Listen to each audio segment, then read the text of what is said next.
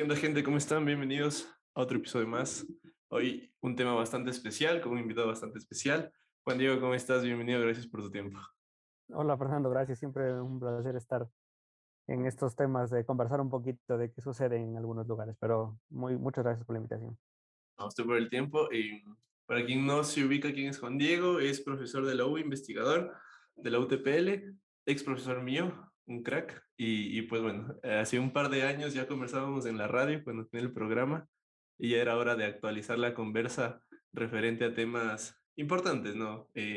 Vamos a hablar un poquito de lo que es la educación, la industria a nivel país, lo que está pasando hoy por hoy.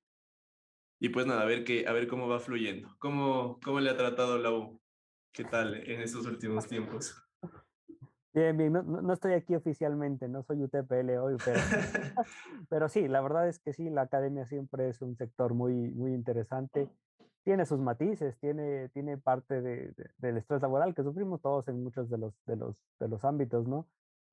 Pero la academia siempre es gratificante en muchos sentidos, así que realmente las universidades en el mundo en general son un trabajo muy bonito. Yo lo catalogaría como un trabajo que te da muchos ánimos y esperanzas, no solo de carácter académicas o investigativas, sino sociales, ¿no? Porque te da esas ganas de conocer un poquito qué sucede o qué sucedió en el pasado, qué está sucediendo hoy, qué podría suceder en el futuro y elucubrar un poco de motivos o de razones por los cuales tener esperanza. Entonces, eso es muy lindo en la academia.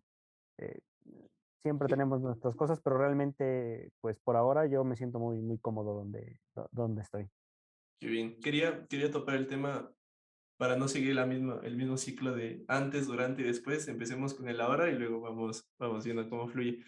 Y el ahora, bueno, no tan reciente, pero pasamos un año medio jodido con el COVID, que se tuvo que revolucionar todo y entre ello lo que más sufrió es justamente el tema o el sector de la educación, que, bueno, la U hasta cierto punto ya estaba un poquito acostumbrada en línea con el tema de la modalidad a distancia, pero para los de presencial sí fue jodido. ¿Cómo se fue adaptando desde su punto de vista toda esta cuestión que se sufrió, no se sufrió? ¿Cómo fue todo este tema? Bueno, yo creería que no existan o raramente existirá algún sector que no sufrió ningún problema con la pandemia. Y esto dado por razones que no responden específicamente o necesariamente a la educación, sino que responden a todos los sectores y que es el aceptar algunas cosas y estar preparado para otras. Y no me refiero a la previsión, a ver qué pudo haber pasado y que si pudo haber pasado yo hubiera estado preparado. No me refiero a eso. Me refiero a aceptar que algunas cosas vienen como vienen y que hay que ver eh, cómo nos cambian, ¿no? Y sufrir el proceso de cambio, que es otra cosa importante.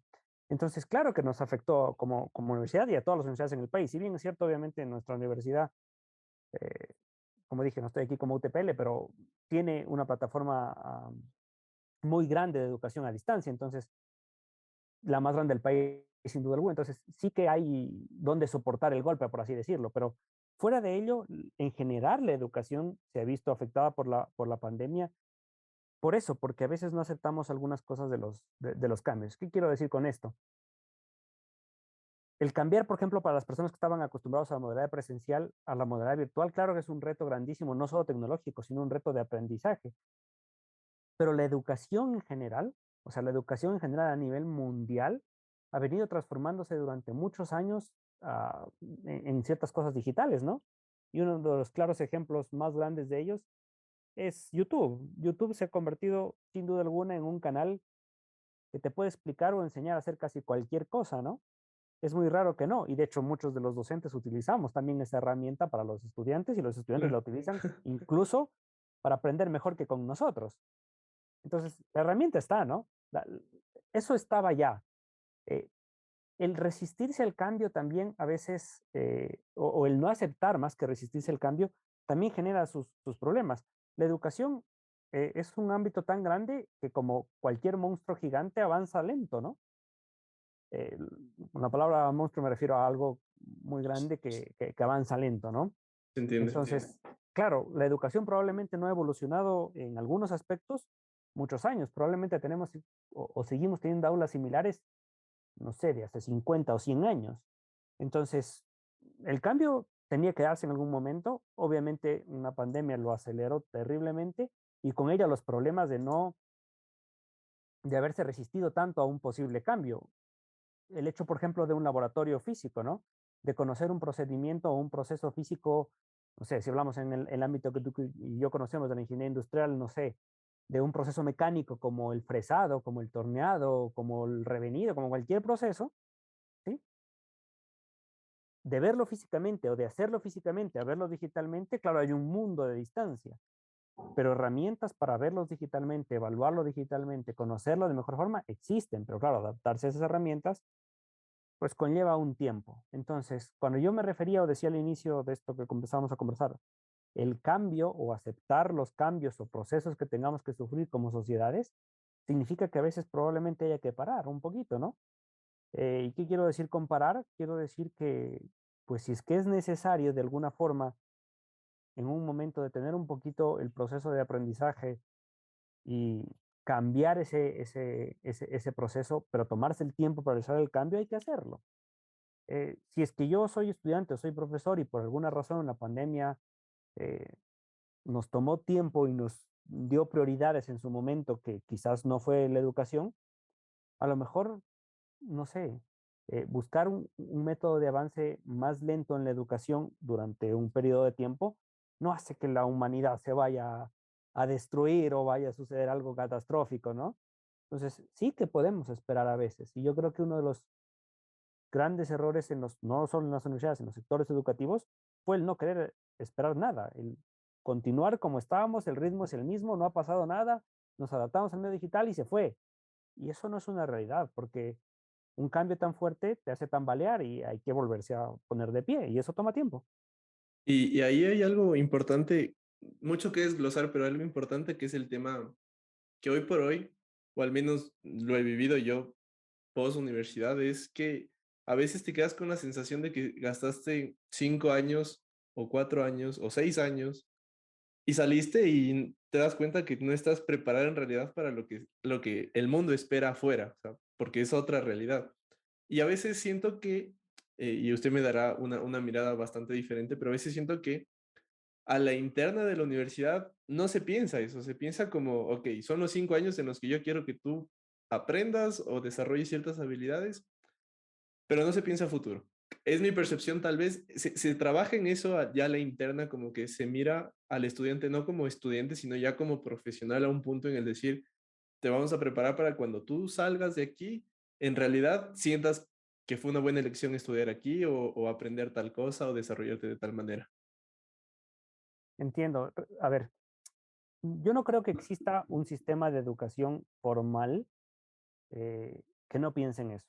Me niego a creer que haya un sistema de educación que no piense en lo que necesita su estudiante, a quien está formando. Me niego a creer que sucede. Entonces, sin duda alguna, mi experiencia es que evidentemente las universidades y también la educación primaria y secundaria e incluso la educación informal se dedica eh, un poquito a pensar qué es lo que la persona necesita en el futuro, ¿no? El problema es que hay dos cosas puntuales. La una, conocer la evolución del futuro es sin duda ser atrevido, ¿ya? Como mínimo, o sea, por poner una prueba muy discreta, atrevidos. Y eso hace que, claro, no sepamos cuáles son las habilidades o necesidades que podemos tener en el desarrollo profesional en un futuro cambiante, ¿no? Y en segundo lugar, que el hecho de que lo piense, lo converse, lo analice, no quiere decir que lo ejecute y lo ponga en práctica bien. Entonces, sin duda alguna, que, por ejemplo, en mi caso, yo me he sentado a pensar en su momento qué querrá o qué necesitará un ingeniero industrial para trabajar en el sector ecuatoriano o mundial de su profesión. Obviamente sí, eso sin duda. Pero claro, pensarlo y llevarlo a la práctica son dos cosas distintas. Entonces, quizás una de las cosas de las cuales la educación en general carece es de la aplicabilidad de una situación real, ¿sí? A la educación, es decir, de llevar la educación a la práctica real. Eso puede ser una gran falencia que muchas universidades en el mundo, incluida también la nuestra, trata de solventarlo cada vez, ¿no? Pero yo creería que para llegar a ese punto, ¿sí? hay algo que alguna vez me decía un buen amigo, y me decía, nosotros no deberíamos enseñar a los estudiantes necesariamente procesos o conocimientos o cosas similares que les ayuden a desarrollar su habilidad en el futuro. Nosotros deberíamos enseñarles a resolver problemas y a pensar. Y claro, el fondo ahí es muy importante porque yo no estoy diciendo que los conocimientos no lo sean. Evidentemente, los conocimientos son necesarios. Pero claro, si es que yo le enseño a una persona, no sé, de ingeniería, por ejemplo, como es tu caso o el mío, a manejar, no sé, a dibujar de forma adecuada en AutoCAD, en, no sé, en ArchiCAD o en cualquier plataforma de dibujo digital, de ingeniería. Y mañana deciden que nos migramos a otra, ¿sí? Claro, el conocimiento del aprendizaje no se quedó ahí porque nadie más va a trabajar en ese software. Pero en cambio, si es que la enseñanza está basada en conocer cuál es un problema que puedo tener yo cuando diseño algo, en conocer cómo resolver esos problemas, en conocer cómo buscar las fuentes de información que me permiten resolver el problema, no sé, en buscar las formas creativas de resolver un problema analizando un entorno social en un momento dado, eso tiene una validez gigantesca. Pero claro, de nuevo, llevar eso a la práctica es un tema de todos los días y que es complejo. Entonces, yo sí creo que en general la educación formal, sobre todo, carece un poco de lo que dices tú. Y a veces carece un poco de esto, carece un poco, Fercho, de esta parte porque eh, va justamente un poco lento. Mientras que la educación informal, como la que hablábamos hace un momento, que alguien te dice, a ver, ¿qué necesitas? Tú necesitas resolver, no sé, necesitas resolver un problema de control de inventarios en la industria. Mira, estos métodos hay, toma este y este, y así se soluciona. Y te lo dice una persona en YouTube y tiene toda la razón.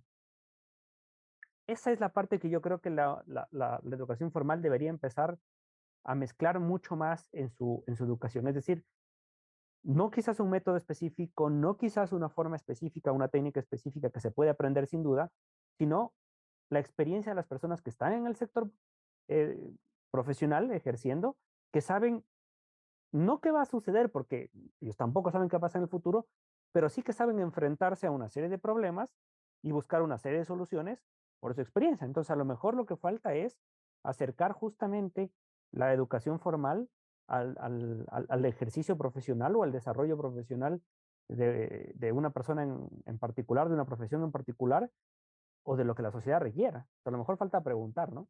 Tal vez la simplicidad también. Y con esto quiero decir, últimamente hay una frase que me gusta bastante, que la forma es quizá importante, pero es menos importante que el fondo.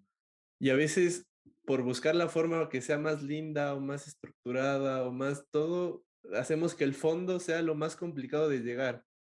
Pero claro, la forma, en muchos de los casos también importa. Pero en este caso específico y bajo este ejemplo, a veces no se siente como que la educación formal es más complicada de lo que debería ser, o sea, más demorosa para llegar al objetivo. Y bajo este ejemplo lo que mencionaba, que enseñamos un montón de métodos, es decir, si lo queremos simplificar y llevar a la generalidad, un montón de formas para llegar al fondo, pero el fondo es el que nos demoramos. Me tocó alguna clase, una clase y ya, o sea, como que así, miren, esto es y fin. Y cuando salimos, lo que los problemas reales dicen, no me importa el cómo hagas, pero llega al fondo. Sí, Entonces, ¿cuál es esa búsqueda? Y me nace la pregunta porque le escucho continuamente. ¿Por qué el hacer es un poco complejo en esta realidad? O sea, usted se pregunta y se piensa qué necesita, pero el llevar a la práctica, ¿por qué es complicado? estoy, estoy bastante de acuerdo contigo, pero hay algunos elementos que analizar. Sin duda alguna, el fondo eh, es aquello que nos va a llevar a quizás encontrar una respuesta de un problema. Pero como dices tú, la forma tiene una importancia también muy grande dependiendo de qué estamos analizando. Para poner en contexto esto y luego un poco responder también, o tratar de responder, cuando nosotros hacemos una operación cualquiera que sea, es decir, un procedimiento cualquiera que sea, puede estar mediado por diversas formas. Ejemplo, si yo busco algo en Internet, está mediado por un navegador. ¿Sí? Entonces, la forma es ingresar al navegador, poner lo que quiero y encontrar la información, ¿no? ¿El fondo qué es? Saber encontrar lo que busco, ¿no? O sea, ¿cómo llego a lo que busco de verdad? Ahora, ¿cuál es el problema? Es que las formas también nos dan los medios de encontrar el fondo. Si es que tú buscas algo en el navegador, es más, si a muchas personas les preguntas cómo entrar a Internet, todo el mundo te dice fácil, entra a Google. Pero claro, Google no es nada más que un buscador. Como esos hay muchos otros. Y Google, ¿qué te arroja? La información que Google te quiere arrojar. Entonces, claro, encontrar el fondo también puede estar mediado por la forma. Entonces, la forma tiene, como dices tú, una gran importancia en buscar el fondo, pero sin duda alguna lo que tengo que aprender es también cómo buscar ese fondo. Entonces, cuando hablamos de buscar el fondo de algo, de un problema o una solución, también me nace la preocupación que está mediada por el sistema en el que vivimos, fuera de la cual dices tú, a la industria no le importa cómo, le importa que soluciones el problema. Pero siempre que escucho esta frase me viene a la mente, cuando un gerente te dice, a mí no me importa cómo le hagas, pero hay que hacerle, yo tengo la impresión de que él no tiene la más mínima idea de cómo hacer. Entonces, claro, es muy fácil decirle algo a alguien, tú verás, y no saber realmente qué es lo que quiero. Entonces, quien exige algo también debería al menos conocer el fondo de su pregunta o de su duda, es decir, al menos debería expresar de forma clara a quien va a dar la solución qué es lo que se está buscando, no cuál es la solución que media el problema, sino qué quiero de verdad. Entonces, en esa búsqueda del fondo, yo creo que en la academia, sí, justamente son las formas lo que nos hace perdernos, como tú lo decías. Entonces, lo que yo haría quizás como una idea un poco suelta para mejorar este tema es que las formas de buscar, ¿sí? Las formas de buscar, sin duda alguna estarán mediadas por lo que socialmente esté pasando en un contexto y un tiempo dado. Pero lo que no tiene que olvidarse el profesor o el docente es de explicarle lo que dices tú al estudiante o de hacerle caer en cuenta que para llegar al fondo hay muchas formas de ser, pero ¿cómo va a interpretar esa respuesta? ¿Cómo va a interpretar ese conocimiento? Y lo digo y lo recalco así porque yo he visto tanto en ambos lados de la educación, tanto en quien la imparte como en quien la recibe, que parecería que actualmente lo que importa es la forma, porque todo el mundo quiere la respuesta ya, para ayer. Entonces, si es que un software me dice a mí lo que yo quiero, o sea, la respuesta que yo supongo que quiero, pues se fue el software. Y muchas de las quejas que yo he escuchado en la educación es, ok, ¿por qué no hacemos esto a través de un software si existe el software? Sí, estoy de acuerdo. Pero si tú no sabes lo que le estás dando al software, si tú no sabes la información que le estás ingresando a alguien que la está procesando por ti, estás obteniendo un fondo, no tienes idea qué es. O sea, sabes la respuesta, pero ni idea de dónde salió o cómo salió.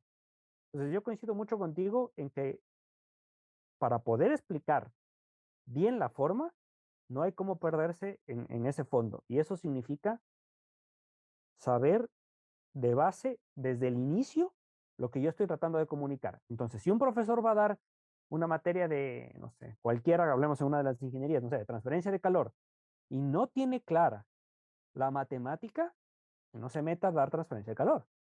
Porque claro, va a cometer errores que aparentemente un software o un método lo puede solucionar y le puede dar la respuesta, pero él no va a poder explicar qué está sucediendo en un fenómeno dado de transferencia de calor, por ejemplo. Entonces, yo creo que quien tiene la responsabilidad más fuerte es evidentemente el profesor, ¿no? O aquella persona que está impartiendo sus conocimientos, porque tiene que ser lo suficientemente responsable para que lo que está diciendo sea medianamente cercano a la verdad. Lo digo así porque sabemos o entendemos que verdades absolutas probablemente no existan, pero, pero que los fundamentos que yo estoy enseñando, las cosas que yo estoy explicando, al menos despierten el conocimiento de la persona, decir, bueno, lo que me está diciendo mi profesor tiene algo de sentido y yo voy a buscar un poquito si lo que él me dijo eso no es. Pero claro, si le cuento algo que no tiene sentido, la otra persona ni siquiera se interesa. Entonces, yo estoy de acuerdo en que lo que deberíamos sumar mucho en las universidades es llegar al fondo de los problemas reales de una sociedad. Y eso aplicar a algo que estamos tratando de impartir, que es una profesión dada. Y esto va de la mano también con el interés que se va generando, digo, porque a la final la forma y el fondo pueden estar claros, pero si no se genera ese interés por el fondo, se va a quedar ahí obsoleto todo. Pero antes de seguir con este tema, me quedaba al aire lo que le decía hace un momento. Ya se saben los métodos, se sabe lo que se quiere, se saben las necesidades sobre todo, pero qué difícil o cuáles son los factores que impiden llevar eso o sea, a la realidad, o sea, hacerlo práctico. Me decía que antes usted pensaba y analizaba cuáles pueden ser los factores que necesitan los estudiantes cuando ya salen fuera de la U para desenvolverse bien dentro del ámbito industrial o profesional, pero llevarlo a la práctica es difícil. ¿Por qué es difícil? Ok, entiendo un poco la pregunta. Yo creo que una de esto ya es realidad de nuestro país. Esto ya no, yo no lo llevaría a otros países porque no conozco los contextos puntuales de otros países. Pero yo creería que la legislación, y abro un poco en la ignorancia con los temas legales, porque no es ni de cerca mi área, pero de lo que conozco de la legislación relacionada a la academia y también de las relaciones que no están necesariamente normadas por una ley entre el sector, sea público o privado, pero entre el sector productivo en general, estoy hablando de empresas de producción de servicios, de producción de bienes, de compañías industriales, de cualquier tipo de servicio, que es el ejercer la profesión, incluso el ejercer la profesión dentro de la misma universidad, que sería la investigación, sí, está bastante desconectado de la academia y yo creo que un poco a pesar que hoy en día se habla mucho sobre mejorar esta relación, físicamente yo veo que no sucede porque las trabas que hemos tenido permanentemente de ambos lados, desde la academia y desde la empresa para poner en marcha un proyecto, sea cual sea este, donde involucras a un estudiante con la participación de un conocimiento que se supone adquirió en una materia para llevarlo a la práctica y hacer un ejemplo de lo que él va a vivir en el futuro, ¿sí? Se convierte en un verdadero dolor de cabeza por temas legales y por temas eh, de responsabilidad. ¿Qué quiero decir? Por un lado, porque el sinnúmero de documentos y cosas que hay que tener legalmente establecidos para realizar una práctica es muy amplia, ¿sí? Para evitar las responsabilidades, en teoría, evitar las responsabilidades de lado y lado, ¿no? Cuando yo creo que en principio hay que entender que en todas las relaciones hay responsabilidad. Entonces, primero yo no puedo deslindar ninguna. O sea, yo soy universidad y digo, bueno, voy a deslindar todas mis responsabilidades para que si al estudiante le pasa algo, yo no tengo nada que ver. Mentira. Soy empresa y lo mismo. Mentira. O sea, al final la persona está en mi lugar de trabajo, está haciendo, yo soy medianamente responsable de eso y tengo que hacerme responsable. Entonces, ambas entidades de ambos lados, yo veo que eso como que no lo ven, ¿no? Entonces, claro, el hecho de llevar eso al tema legal y tratar de buscar los medios para que se dé, hace que se entorpezcan muchas cosas, ¿no?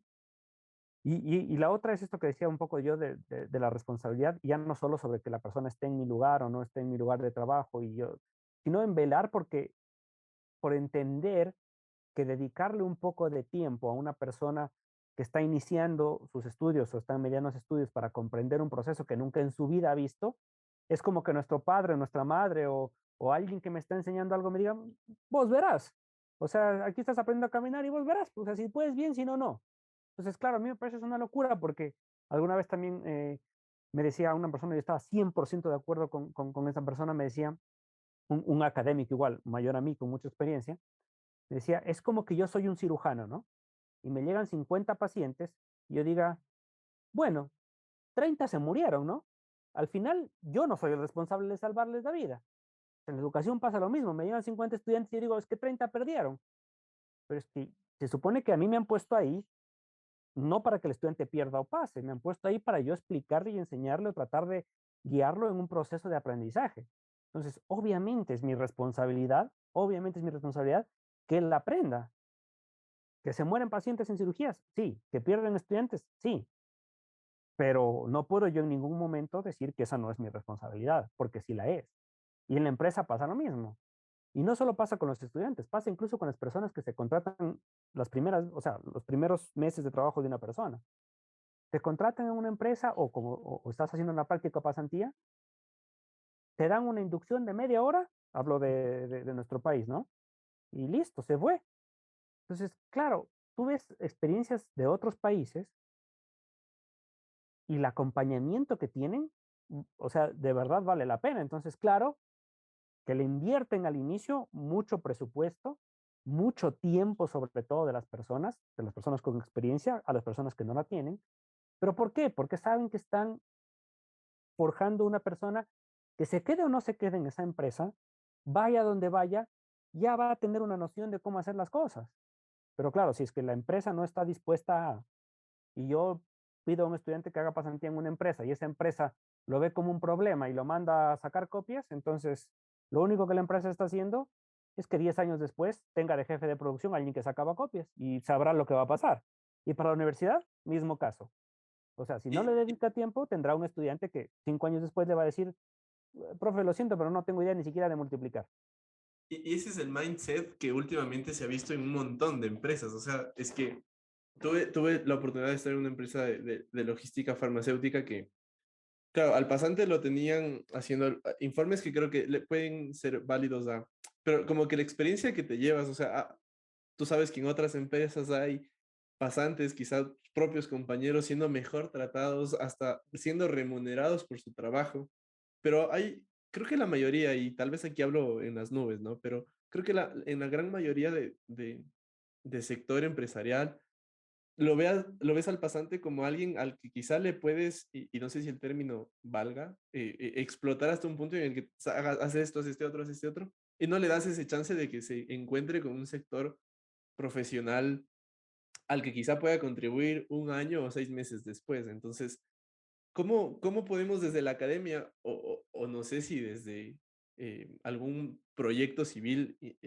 particular, cambiar un poco este chip de lo que está haciendo? Y comento esto porque últimamente, y justo arrancaba con el tema de la pandemia, porque a raíz de, se comenzó a hablar mucho de los verdaderos desafíos de una educación. O sea, en realidad sirve y por eso también se llevó muy arriba el tema de los cursos que entregan gratis, por ejemplo, Microsoft con LinkedIn o los mismos que se hicieron Google y Coursera, que son en 6 meses y aprendes quizá una rama especial de cierta carrera, porque tampoco vas a aprender en ese periodo de tiempo una carrera como tal, pero aprendes en esos 6 meses muchísimo mejor que los 6 meses en una carrera de U.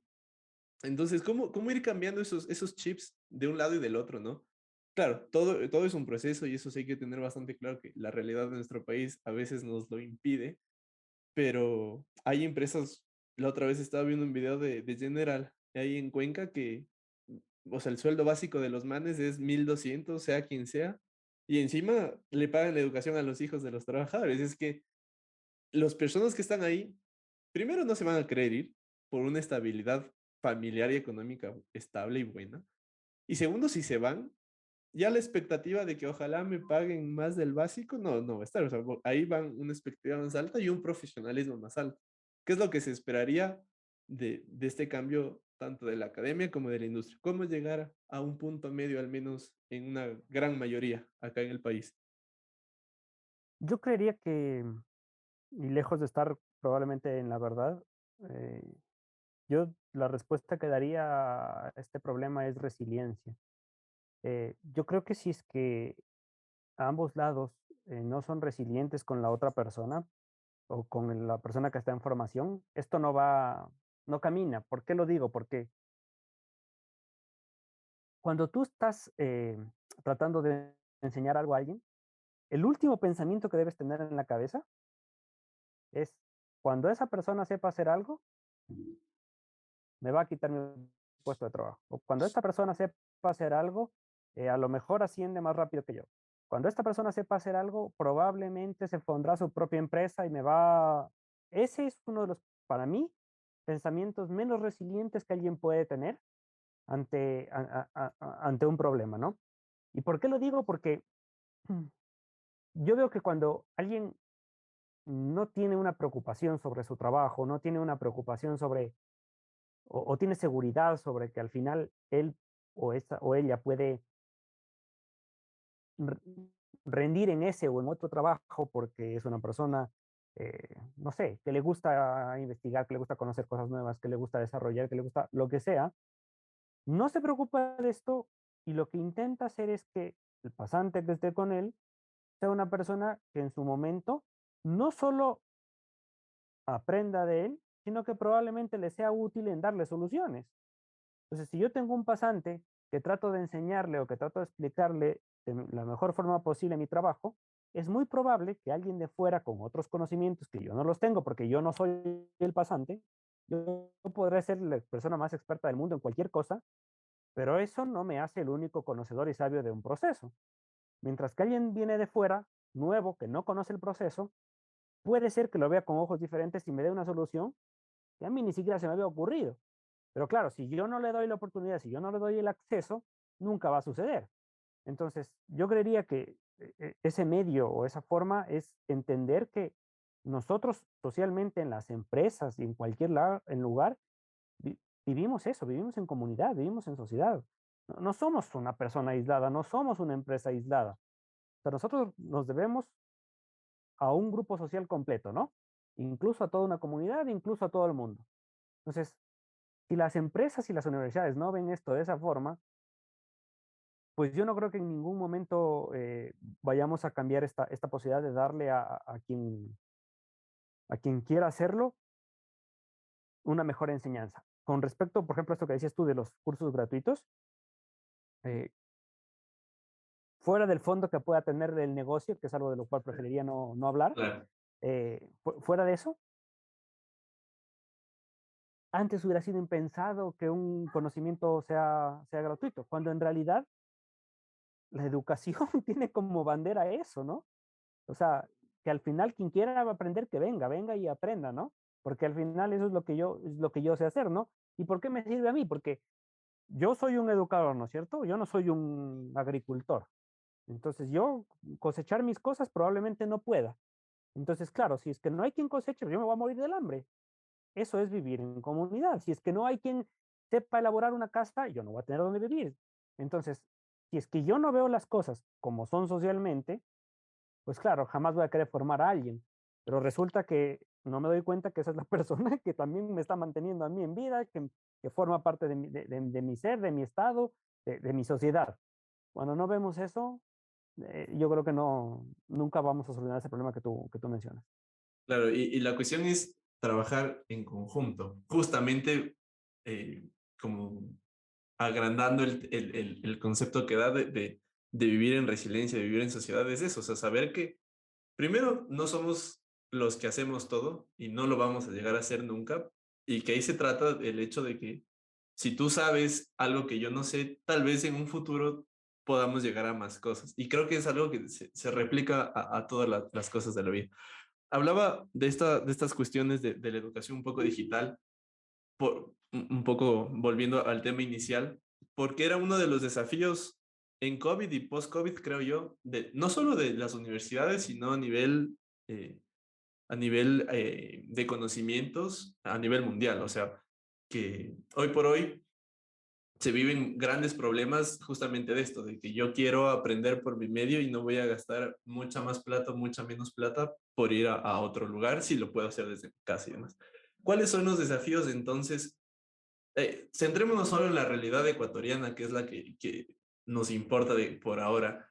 ¿Cuáles son los desafíos que esperan para una educación que esperemos sea más buena de lo que no dicen ser? O sea, esperemos que estos desafíos que nos afrontan los podamos resolver, no sé, en 5, 10, 20 años, y que después de este periodo seamos en realidad, dejando de lado todos los otros problemas que existen, que también van de la mano y conllevan a que sea buena o no, pero como que condiciones perfectas externas a la educación. ¿Cuáles son estos desafíos para poder decir, ok, si la academia en todas sus etapas desenvuelve o hace tal cosa con sus estudiantes, con sus profesionales, con la comunidad, vamos a decir que, ok, la educación está a otro nivel dentro del país? Yo concuerdo contigo, bueno, justo mencionas una parte que también le iba a mencionar y es, hay que dejar de lado algunas limitaciones para poder hablar de esto en el sentido de que, por ejemplo, si hablamos un poco de educación digital, habrá que entender que la regulación de la educación digital en partes legales será más estricta y más necesaria en algunas cosas, ¿no?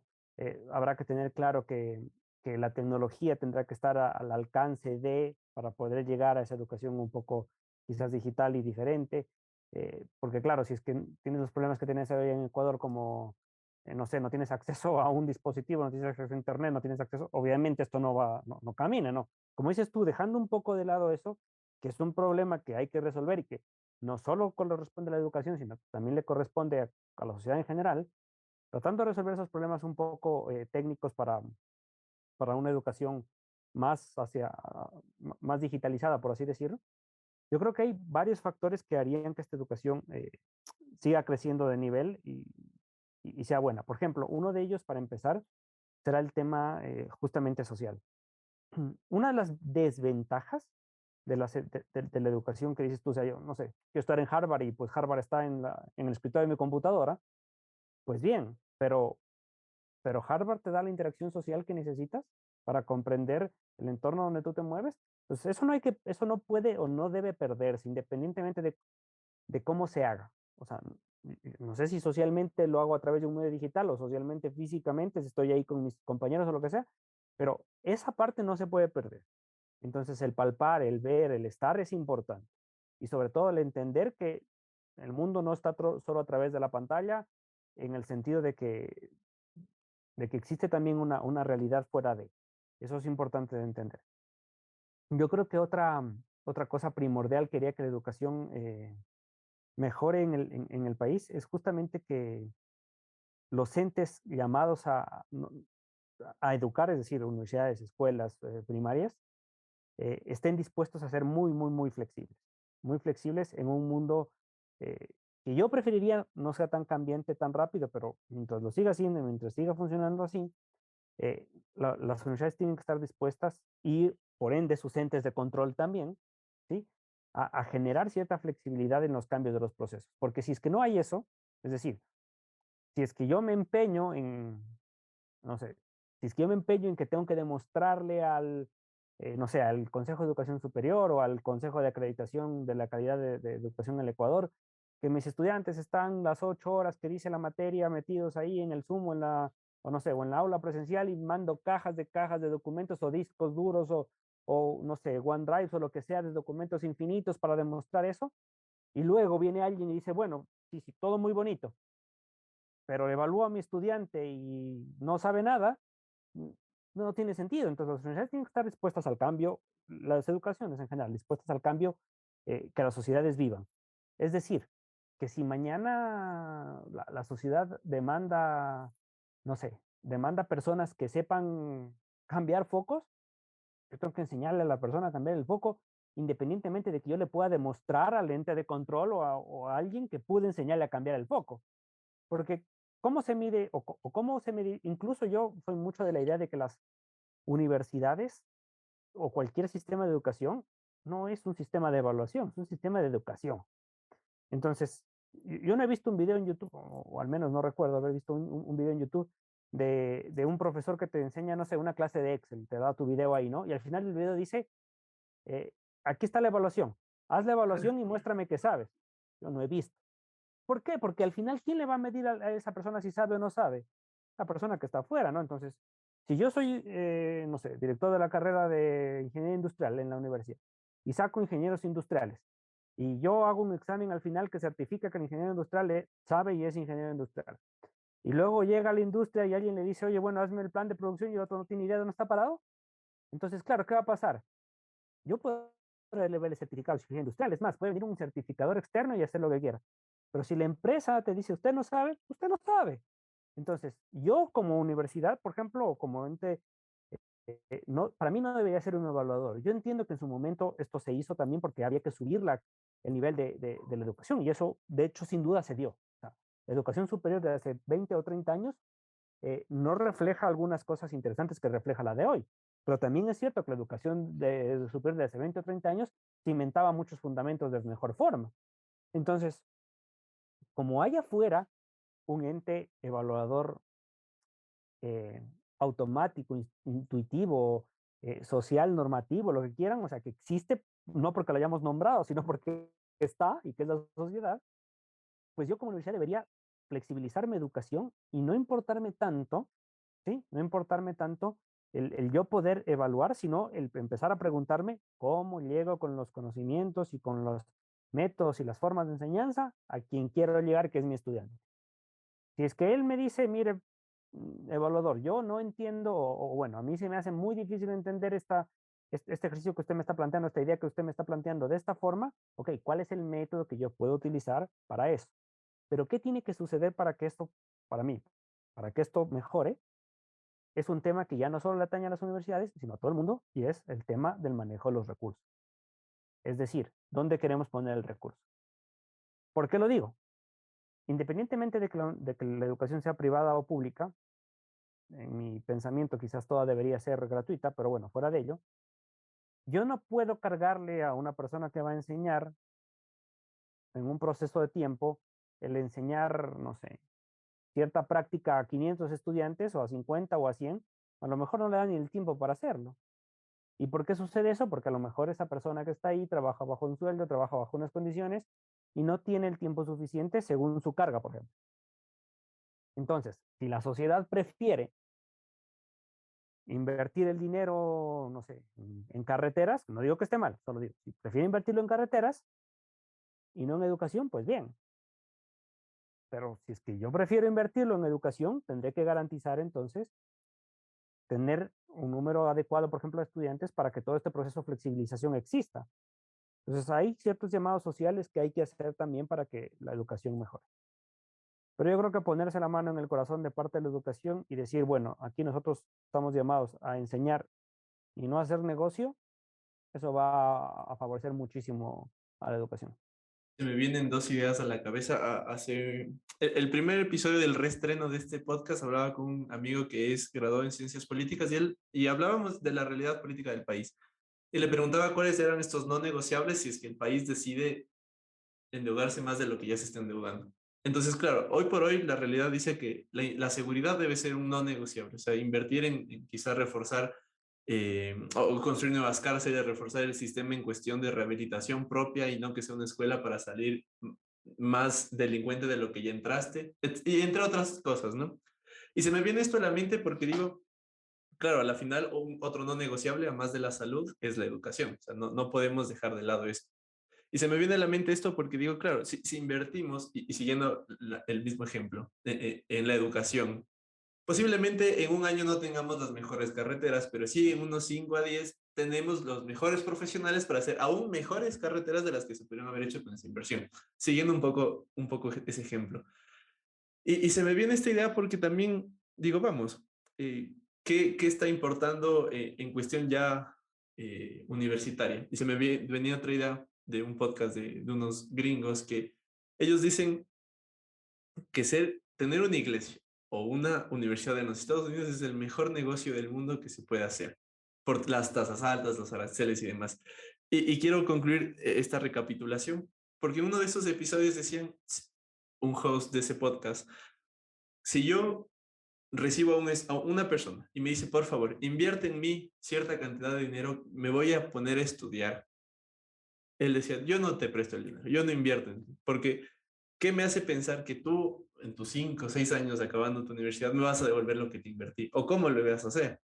Entonces, claro, también es jodido porque viéndole desde ese punto, es un gasto bastante grande que en la realidad ecuatoriana hay universidades en las que simplemente no vas a poder si no tienes un montón de dinero y que tristemente, o no sé si tristemente, bueno, hablo desde lo que se expone, llegan a ser esas las que más oportunidades tienes de desenvolverte profesional y académicamente. Entonces, es bueno, completando la idea, ¿no? Es bueno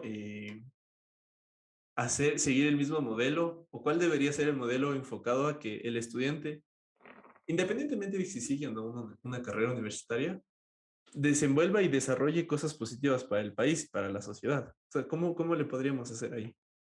Entiendo súper bien la pregunta y la preocupación porque esa es una realidad. Hay una serie en Netflix que se llama En pocas palabras y dentro de esa serie hay una de las miniseries que se llama El Dinero y en esa miniserie de creo que 5 capítulos explica cómo funciona el tema del dinero en el mundo, o sea, qué es el dinero, cómo se mueve el dinero, qué es la especulación, un montón de situaciones así, no tarjetas de crédito, créditos, un sinnúmero de conceptos y entre ellos explican un concepto justamente de los créditos universitarios en Estados Unidos. Y claro, evidentemente es un gran negocio, ¿no? Entonces, eso es algo que limita la educación en el sentido de que si yo le pongo una camisa de fuerza a una persona y le pongo un crédito universitario en el cual está endeudado toda su vida, esa persona va a tener que tomar la primera opción profesional, así sepa lo que sepa que le salga porque tiene que pagar, ¿no? Entonces, claro, eso no suma la respuesta que tú dabas al final. ¿Cómo hago que alguien sea socialmente, no sé, responsable o con su profesión y quiera hacer las cosas bien y quiera hacer cosas buenas para mi país o mi sociedad?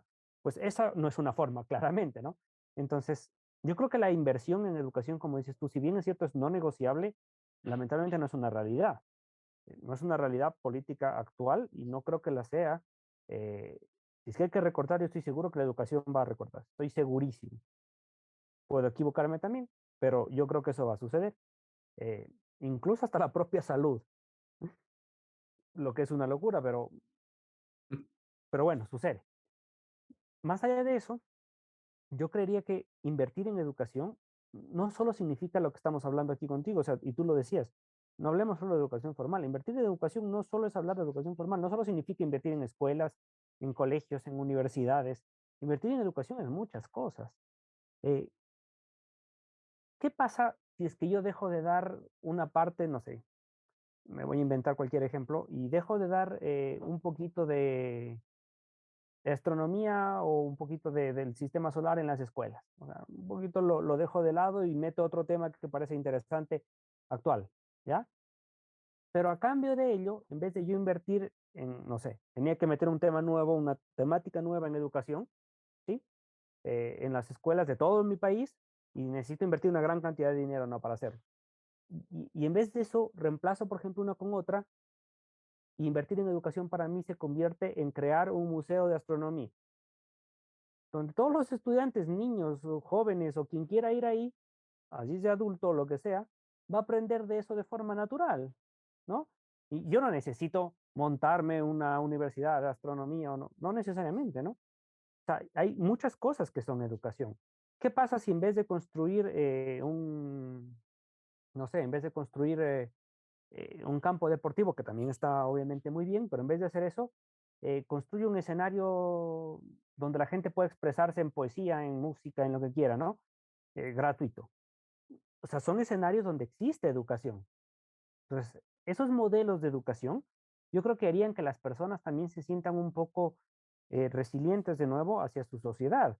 Entonces, si yo me educo en una ciudad o en un lugar donde me gusta estar ahí, donde vivo bien, donde he tenido bonitas experiencias, donde están mis amigos, donde está mi familia, donde está mi gente conocida, pues difícilmente me quiero ir, ¿no? Sin duda alguna habrá quien quiere viajar y conocer, estar en otro lugar, eso siempre va a haber. Pero siempre va a haber esa buena experiencia y ese buen lugar donde estuviste feliz y uno suele regresar, ¿no? A esos lugares siempre.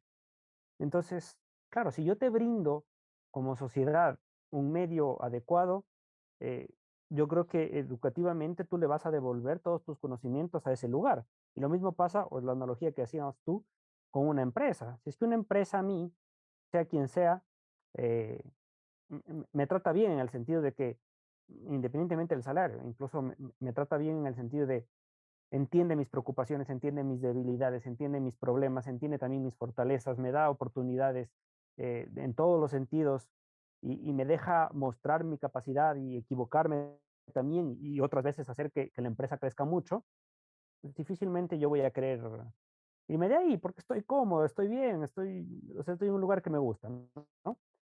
Y desde ahí sí es mucho más fácil aportar. Entonces, o sea, yo sí creería que un cambio grande para generar educación, generar aporte, es precisamente que lo mismo para la universidad, ¿no? Hagan que las personas que estén ahí se sientan cómodas. Entonces, vivir la experiencia en una universidad significa el hecho de que no todo está en las aulas, ¿no? Y tú lo sabes muy bien, o sea, formamos un evento, formamos no sé, un congreso, un conversatorio, lo que sea, y saco a mi gente del cuadrado de las cuatro paredes y la llevo a un lugar abierto y conversamos y hablamos sobre temas interesantes y salen problemas y hablamos de plantear soluciones, pues la persona se siente a gusto, ¿no? Incluso ese lugar se vuelve como tu casa, como tu hogar Y ahí cambia, pero cuando eso no sucede y cuando es casi una obligación ir, no vas a generar ese ambiente que tú quieres. Y ese es un problema que hay que empezar a tratar y a pensar en la educación digital, porque mucha gente no, o sea, podrá ir a clase, pero no está cómoda donde está recibiendo su formación. Y eso es un problema. Y me vienen a la mente dos ejemplos bastante concisos. El primero, para que no se me vaya, es justamente de este último ejemplo, del generar algo fuera de, porque a la final hay varios tipos de personas y no nos vamos a poner a analizar cada uno de ellos, pero cuando tú vas por obligación a un lugar, así seas el mejor, no te vas a sentir a gusto a la larga. O sea, hablando a largo plazo, vas a verlo como bueno, algo más y ya está. Pero cuando generas un espacio en el que no, hoy voy porque quizá hay algo, esto, hay una exposición, hay algún conversatorio, quizá puedo hablar con el gerente de tal lado, hablando en el espectro de la universidad, tú vas porque te emociona ir, porque te nace ir. Entonces creo que es uno de los retos que cuando yo estaba, trataba de plantearlo y decir, bueno, quizá y de alguna manera logramos cambiar la realidad, ¿no? Y hace un par de meses tuve el chance de hablar con los chicos de primer ciclo justo de la carrera y les decía eso, o sea, a la final la universidad, ustedes la hacen el día a día, o sea, no se va a quedar en las aulas y tampoco se va a quedar en las fiestas, como yéndonos a extremos y extremos, va a estar en el día a día y va a estar en la relación que tú generes, pero claro, al final el valor lo damos nosotros, pero creo que sí es importantísimo esa ayuda, hablando en este caso de las universidades, esa ayuda que la institución como tal te pueda dar y decir, mira, hay que hacer esto porque estamos haciendo parte de a un montón de chicos, a un montón de profesionales, y eso también es replicable para la industria, ¿no? Que a la final el trabajador va porque tiene que dar de comer a sus hijos, porque tiene que pagar la deuda del banco o porque tiene que pagar la hipoteca de la casa, pero no va porque le nace, porque le gusta, porque se siente cómodo, y esa es la realidad de muchos, tanto de personas que llevan años trabajando como los que recién empezamos y se siente lo mismo. Esto por un lado, y quiero concluir también con otro ejemplo que se me venía a la mente. Últimamente yo ando metido musicalmente hablando con la movida del trap argentino y escuchando las historias y demás. Y me marcó la de un cantante que es Easy A. Él a los 14 años contaba que la mamá le dijo, mira, te voy a meter en fútbol. ¿No te gustó? Ok, vamos al piano. ¿No te gustó? Vamos a la matemática. ¿No te gustó? Y fue explorando con la mamá con él en varios escenarios en los que se vaya sintiendo cómodo. Y en una de esas les llevó como a un centro cultural y vio que estaban haciendo grafitis, haciendo breakdance y freestyleando. Y él dijo, hey, wait, aquí es mi zona. Y le dijo a la mamá, déjame aquí, y le dejó. Pasa como un tiempo y él hace la primera convocatoria en Facebook para que se vayan al parque cerca de su casa a comenzar a lanzar rimas, a freestylear. Evoluciona tanto y para no ser larga la historia, evoluciona tanto que se convierte en el quinto escalón donde salen artistas como Duki, Paulo Londra, Liz Gill, etcétera, etcétera, etcétera. Y yo digo, wow, o sea, güey, fue un proceso en el que la mamá le dijo, encuentra donde te sientas bien y logró generar algo que hoy por hoy es una locura en Argentina. Es un producto que se exporta, pero por millones y millones de millones. Y yo digo, o sea, qué salvaje, porque si eso pasara acá, o sea, fuera lo mejor, nos sentiremos, o sea, los jóvenes, o no sé si adultos o tan niños, se sentirían también cómodos de saber que afuera hay alguien que tú admiras y que creció al lado tuyo y que cuando vuelva va a ser como era antes. O sea, creo que esos espacios son los que nunca se impulsaron y no sé si se logren impulsar, porque creo que actualmente no se están impulsando, pero que también es un modelo de educación y eso como extrapolando para pasar al otro tema general que era el tema de la industria, de la realidad industrial, no pasa tampoco ahí. Entonces es algo que creo que puede ir de la mano, pero no sé a qué punto podemos conectar academia con industria y decir, miren, hay que repensar todo y lo vamos a hacer probando, probando y no sé qué tan lejos estamos de eso, porque siento que cerca no estamos. Entiendo. Yo solo antes de pasar por finalizar una parte, estoy de acuerdo contigo. La búsqueda de las cosas que nos gustan y nos mueven es sumamente importante. Pero lo que hay que entender también como empresa, como universidad y como sociedad es que también hay responsabilidades. Es decir, eh, para poner un ejemplo súper fácil, no todos podemos ser youtubers, tiktokers, instagramers, no todos podemos hacer freestyle, no todos. ¿Por qué? Porque pues, no vamos a comer para empezar, ¿no? Alguien tendrá que sembrar algo para comer. Entonces, eh, esta Clarísimo. búsqueda es importante, sin duda alguna, pero bueno, yo aquí el área de psicología, evidentemente no tengo la más mínima idea, pero entiendo yo que los gustos también se van adquiriendo con el tiempo y se van probando, ¿no? No solo son innatos. Entonces, sí que puede existir esa interacción entre lo que me gusta, lo que mi sociedad necesita que haga yo también. Entonces, esa mezcla creo que podría ser algo interesante para una búsqueda desde la universidad, ¿no? O desde la educación en general, formal o informal, como decía. ¿Cómo ligo lo que necesita en un momento una sociedad con lo que también la gente quiere? Entonces, sí que se puede, creo yo que sí. Eso es lo importante porque, claro, a la final sí, no, literalmente siempre vamos a necesitar de alguien que explote bien el tema de agricultura, que alguien que sepa hacer bien el tema quizá de logística, y bueno, muchas ramas que son indispensables y que claramente se van a tener que cubrir, pero a la final es eso, ¿no? O sea, si no genero el espacio, así sea el escritor como el arquitecto, si no genero el Sí, sí, espacio, no no, voy a cachar cómo va. Yendo como al otro tema, ¿qué pasa en el sector industrial? Y esto abarca un montón, pero vamos a hablar siempre desde la generalidad, con algunas acotaciones, pero, por ejemplo, ¿qué está pasando hoy por hoy de que muchos estudiantes salen de la U? Y nos vamos a centrar en este caso porque ya hablamos un montón del pregraduación. eh, Post graduación, muchos estudiantes pasan mucho tiempo sin conseguir un primer acercamiento a un trabajo, pasan años quizá y no les toca otra que aceptar lo que primero ven. ¿Qué está pasando ahí adentro? sí, bueno, pues, como dices tú, lo vamos a topar un poco desde la generalidad porque no queremos matar tampoco Ajá. del aburrimiento a quien escuche porque está un poco extenso, pero bueno, claro, el sector industrial es un sector, a mi forma de ver, un poco volátil y que responde mm, lamentablemente mucho al mercado, que hoy en día es un mercado que hoy día quiere una cosa y mañana quiere otra, ¿no? Pero difícilmente yo puedo juzgar a ese mercado, que es una sociedad como industria, porque yo mismo les generé esas necesidades y ese pensamiento, ¿no? Entonces ahora me tengo que hacer cargo y hacerme responsable de.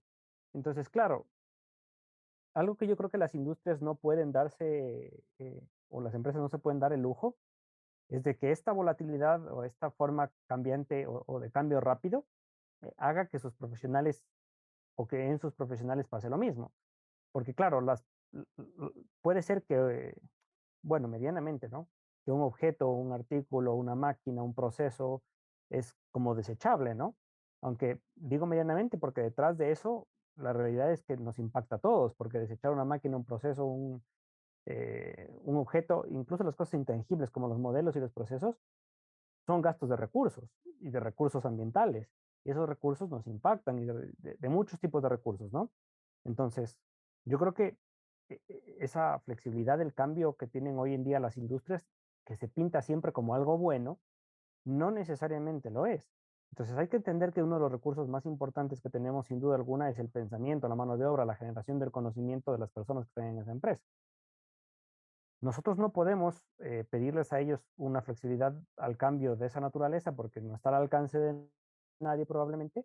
Y por otro lado, porque no puedo yo desechar las personas, o sea, no sé, mañana tengo que hacer algo y ya no tengo que, o no necesito yo, no sé, un tipo de operarios y pues contrato otros y ellos afuera, a la calle. Eso no se puede hacer o no se debe hacer al menos porque esa inestabilidad en el campo laboral obviamente hace que las personas no se sientan seguras en ningún lugar y eso tampoco es algo conveniente. Entonces yo creo que una de las cosas por las cuales eh, pasan y con mucho miedo y con mucho susto la mayoría de personas al inicio de su vida laboral e incluso muchos hasta el final de su vida laboral es justamente la incertidumbre. No digo que vivamos en lo contrario, incertidumbre. No digo que vivamos justamente en una línea marcada que ya sabemos por dónde va y por ahí caminamos todos tranquilitos. No, no me refiero a eso. Me refiero a que medianamente la persona se tiene que sentir al menos segura donde se encuentra, sabiendo que aunque haya un cambio grande, si es que por alguna razón esa persona tiene que dejar ese puesto de trabajo, sepa que podrá conseguir en algún momento temprano en el tiempo otro o podrá dedicarse a otra cosa con lo que ya sabe, porque si nosotros le damos el mensaje a las personas como industria y a mis profesionales de que hay que estar en constante evolución, en constante cambio y en constante eh, educación, le estoy diciendo, mañana puede ser A, pasado B y después de otro día más Z y tú verás si te acoplas o no, y si no te acoplas, chao. Yo creo que ese mensaje es un mensaje que no da, no solo no da seguridad, sino que no genera expectativas ni ganas de hacer nada. Entonces, yo sí creo que es importante que las empresas también busquen la forma de darle a sus empleados una idea estable de dónde quieren ir como micro sociedad, digo, porque las empresas son eso, son como una micro sociedad. Entonces, nosotros, grupo de personas 50 que somos en esta empresa, pues vamos a tratar de caminar juntos y si tenemos un cambio, lo resolvemos juntos, lo afrontamos juntos y lo pasamos juntos. Porque si yo no le doy a las personas que empiezan a trabajar esta seguridad, nunca se sienten parte de. Y no es que me interese que se sientan parte de para que estén siempre anclados a mi empresa y no se van y yo aquí tengo el conocimiento, no, yo quiero que estén cómodos donde están, quiero que se sientan parte de, quiero que se sientan, quiero que tengan una experiencia de vida con el lugar donde están, independientemente de quién sea o si es una empresa comunitaria de las personas que están ahí. O sea, quiero lograr en esas personas esas ganas, ¿no? Y yo creo que una de las formas de lograrla es eso, tratar de buscar un objetivo conjunto, en común, que sea, que tenga de todo, que tenga la forma de sustentarme, no sé si económicamente o como sea, pero la forma de sustentarme, de vivir, de alimentarme, de tener salud, y que también sea la forma de sentirme en un lugar bonito donde yo quiera estar, ¿no? Donde mis amigos de trabajo sean eso, sean amigos, sean gente o personas conocidas, que, que se lleven bien conmigo, que si un día estoy mal, ellos me ayudan y al revés. Entonces, ese ambiente se tiene que generar. Pero hablar de eso no es utópico, o sea, digo, sí es viable en algún punto. Es una buena pregunta. Yo creería que esto va de la mano con un tema muy social, porque muy social me refiero porque si es que 40 personas o 30 personas se ponen de acuerdo y se forman una empresa y ellos se sienten cómodos ahí, yo no lo veo utópico. Más bien lo que vería utópico es, claro, que yo me forme la empresa y funcione. Utópico lo digo en el sentido de que si no hay ninguna garantía social de que vamos a apoyar a las nuevas empresas, a las nuevas personas que hacen cosas, y vamos siempre a buscar lo conocido también y aquel gigantesco industrial y a él le compro todo, pues claro, evidentemente nadie va a lograrlo, ¿no? Y hablo de este tipo de empresas porque no quiere decir que nosotros no se pueda. Las empresas grandes, las empresas que tienen un jefe, que tienen un dueño, pueden hacerlo también, pero siempre y cuando esas personas estén dispuestas a bajar un par de escalones y convivir también la realidad de otras personas, porque es muy fácil sentarme muy arriba y decir, bueno, tú ganas tanto, tú ganas tanto, tú ganas tanto y yo gano tanto. Y entonces tú haces esto, tú esto y yo esto. Entonces, claro, es muy fácil designar sin estar ahí.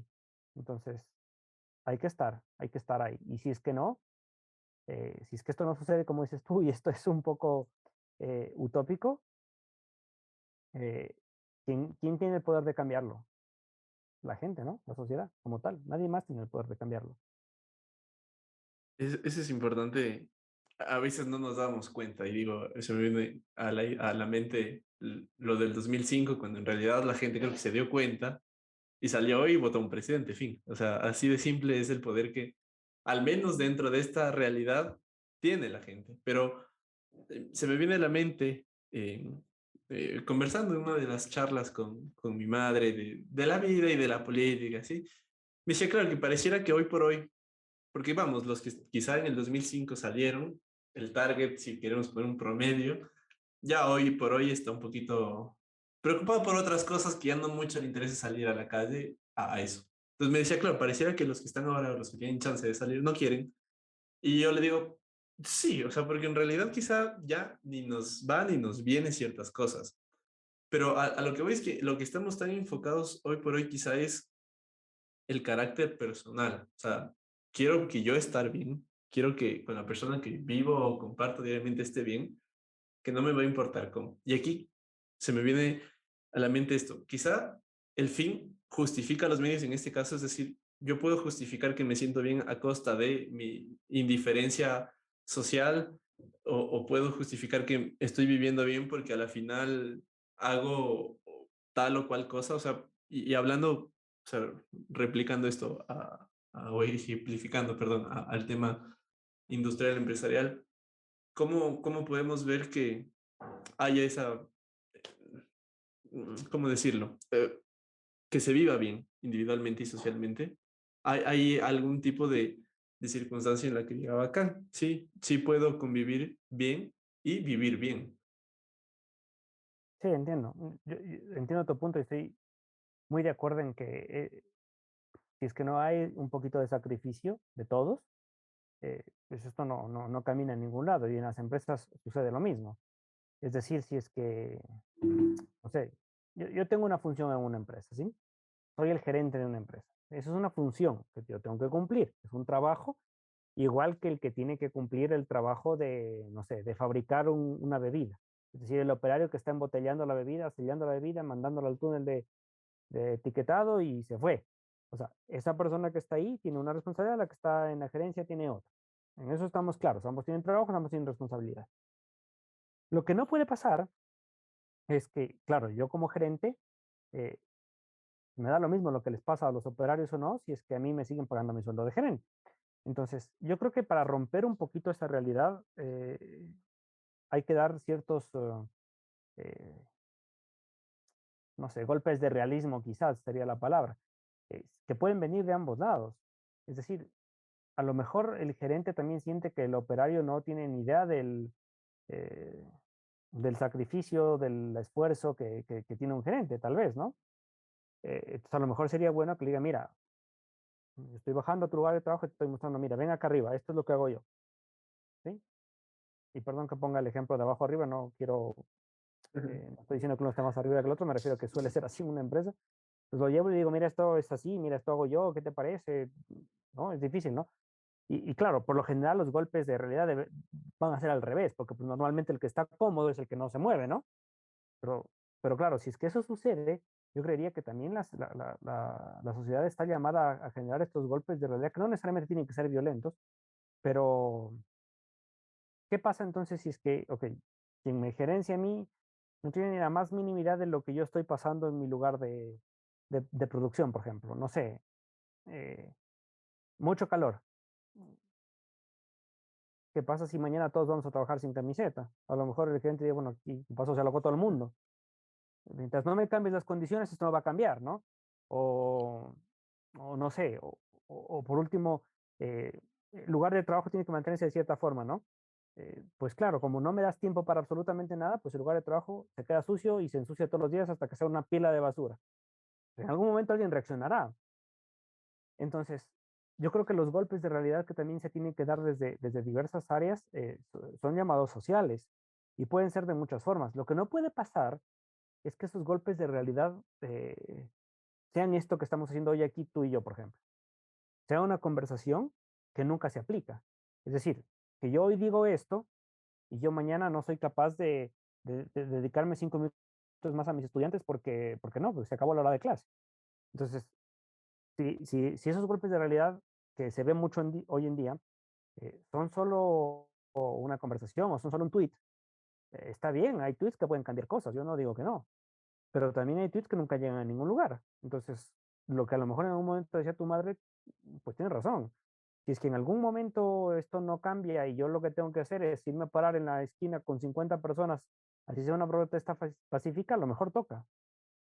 Y esos también yo entiendo que son sacrificios, porque es mi tiempo, yo me arriesgo a ciertas cosas, entonces no dejan de ser sacrificios, pero hay que ser o hay que tratar de ser lo más coherente posible entre lo que digo y lo que ejecuto, porque si es que no existe nada de coherencia, no importa lo que diga, al final no va a cambiar nada.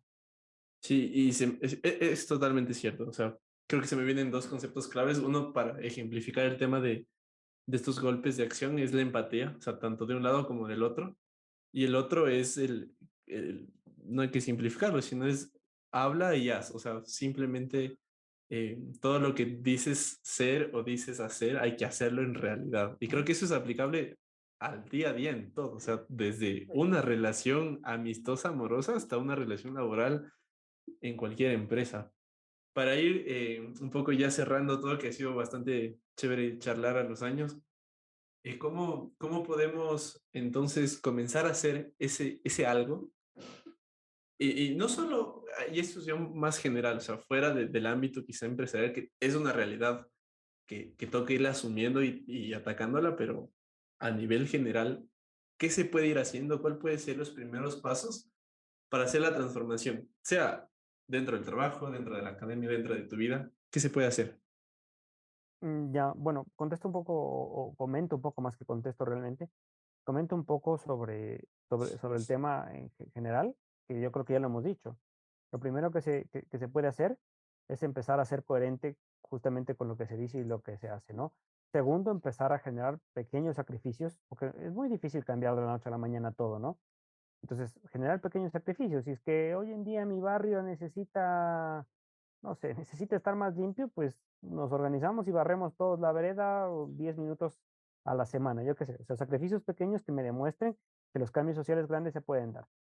Y por otro lado, yo creería que un paso también importantísimo en la parte industrial y que lleva también la educación y desde la educación de la industria es un poquito cambiar el chip del pensamiento en que si yo tengo que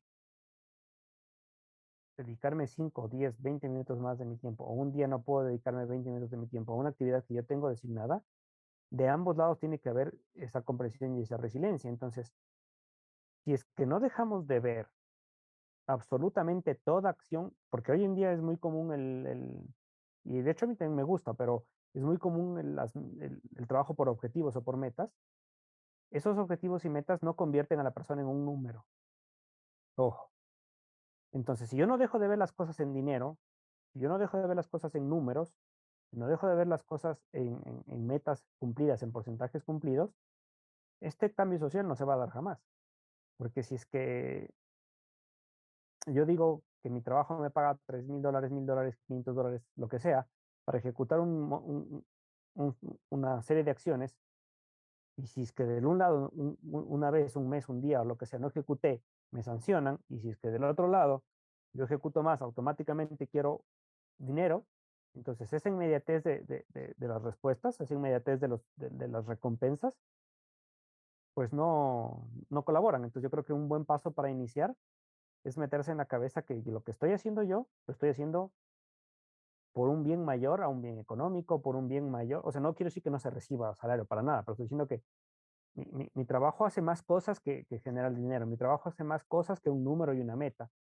Si es que yo soy, no sé, ingeniero civil y construyo casas, entonces tengo que yo meterme en la cabeza que mi trabajo es que la gente esté segura en su hogar, que le estoy dando un lugar de vida a alguien más y que si yo mañana tengo que sacrificar el 0,5% de mi ganancia por ponerle un mejor material que genere una mejor resistencia o que no me dé, no sé, un problema de humedad o cualquier cosa similar, también está en mi responsabilidad hacerlo, ¿sí? Entonces, eso yo creo que haría que las cosas un poquito empiecen a cambiar.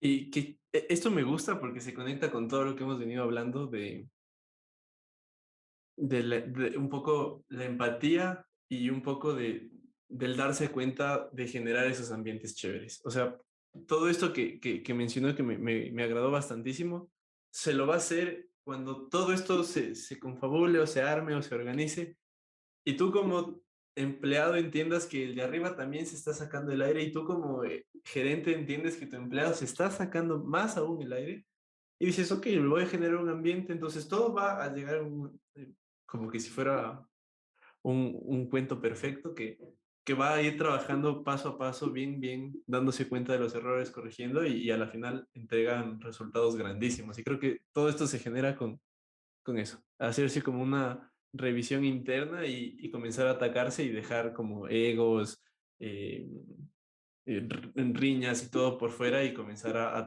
me gusta bastante porque se conecta a todo lo que hablábamos en un instante, que era, en un inicio, perdón, que era justamente el generar ese ambiente chévere y donde haga sentir parte de ahí, donde yo me siento parte, entonces no me va a importar quedarme 1 o 2 horas más, porque sé que es un bien mayor. Y creo que eso se lo relaciona para los tres temas que hemos hablado, que es industria, academia y sociedad, que creo que puede ir cerrando bastante bien. Qué bien, me agradó bastante cómo se conectó todo. No sé si por ahí algún consejo adicional para soportar lo que queda de clases virtuales hasta que el gobierno diga ya vuelvan a las clases presenciales. Diría paciencia, pero hemos tenido bastante ya. Entonces yo creería que más que un consejo, alguna idea interesante de las clases virtuales podría ser que busquen todos, o sea, si es que su universidad o si es que su profesor o que si es que su medio no se los está dando, eh, busquen contacto de alguna forma más personalizado, así sea virtual. Es decir, por último, si es que no tengo acceso a casi nadie,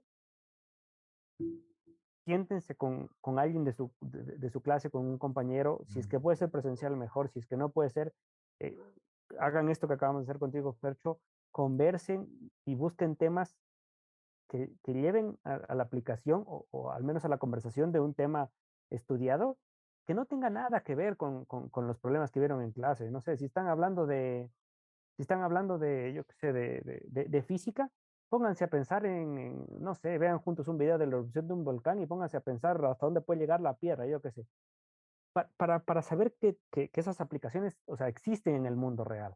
Conversenlas y aunque hablemos cosas que no tienen sentido en la conversación, aunque digamos cosas que no tienen ni siquiera fundamento de conocimiento, por lo menos despiertan el interés.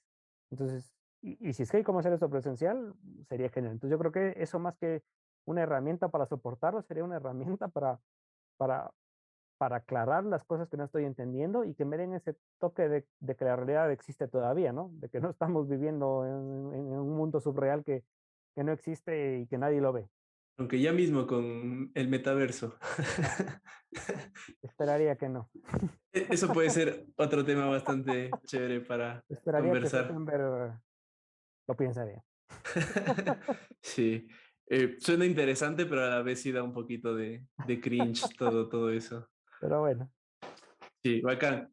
Bueno, hasta acá llegamos. Muchísimas gracias por haber llegado hasta acá. La otra semana o cuando sea otro podcast, así que nos vemos pronto. Muchas gracias. Bye. gracias a todos. Cuídate, Nacho. Gracias. Qué bacán. Gracias, profe. Uf, salió buenísimo.